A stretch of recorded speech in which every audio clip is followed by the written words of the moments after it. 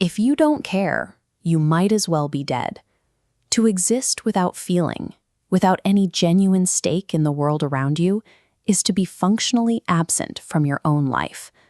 Look closely at modern society, and you will see countless people who are not really here. They are bodies going through the motions, trapped in a comfortable autopilot where they simply observe life instead of participating in it.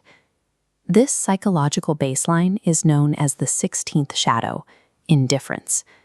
It dictates how the world operates when we deliberately exclude love from our behavior patterns. We adopt this state as a defense mechanism. We retreat into our safe little worlds, hiding behind our inboxes and predictable routines, because opening up to life means exposing ourselves to its inherent pain. By building walls thick enough to keep the pain out, we lock out the love right along with it. Caring is the quality that makes us human. Without it, we strip away our own nature. This emotional numbness is an active, profound, and willful laziness, a deep-seated reluctance to look into our own hearts. It takes internal discipline to face our buried layers of pain. We choose indifference simply because we cannot be bothered to do the hard work of self-observation. This personal reluctance scales upward. When an entire population stops questioning their own hearts, they stop questioning the systems they serve. Pollution and corporate greed become the societal norm because no one else is bothering to object.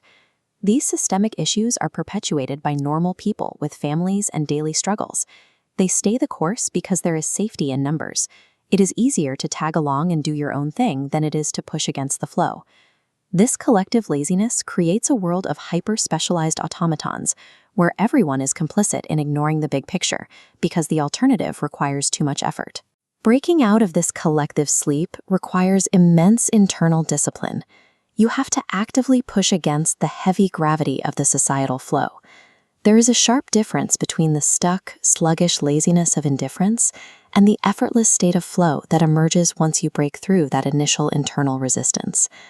The process is physical. Your heart opens, it hurts, and it closes in defense. But then you force it open again.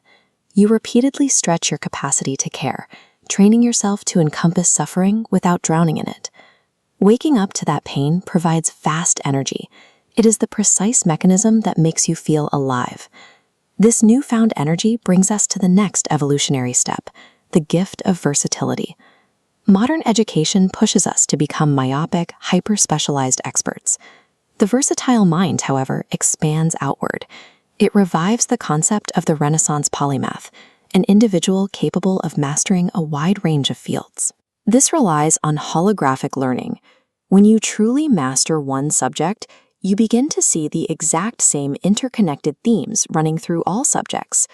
Higher intelligence synthesizes IQ, emotional maturity, and spiritual depth into a single framework. The indifferent mind uses its skills to pursue individual fame and fortune. The polymath sees the chain of life and understands they can only truly prosper by serving the entire ecosystem. True versatility allows you to transfer your natural talents across any field, applying that broad capability to heal the collective structure rather than exploit it. This brings us to the highest frequency of this evolution, the city of mastery. When we hear the word master, we usually picture a white-bearded ascetic meditating in total isolation on a remote mountain. Real mastery is much more paradoxical. It combines a highly driven masculine focus with an extremely open feminine receptivity. A master feels everything. Their extreme sensitivity is their primary strength. This translates into a very practical skill, the art of living well. It is a seamless symphony where your purpose, your deepest partnerships, and your prosperity perfectly align. You do not achieve this by retreating into specialized isolation. Mastery is exclusively found and practiced right in the middle of ordinary, everyday life. If mastery is the art of living well, then its currency is awareness. It is a constant choice about where to invest your attention. Imagine waking up early in the quiet dawn to get a head start on your important work. Then your young daughter wanders in and climbs into bed with you. The master simply closes the laptop.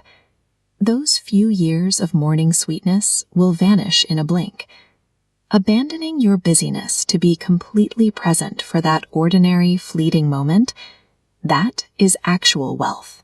True invincibility belongs to the ordinary person who is brave enough to overcome their indifference, put the distractions away, and simply care about the present moment.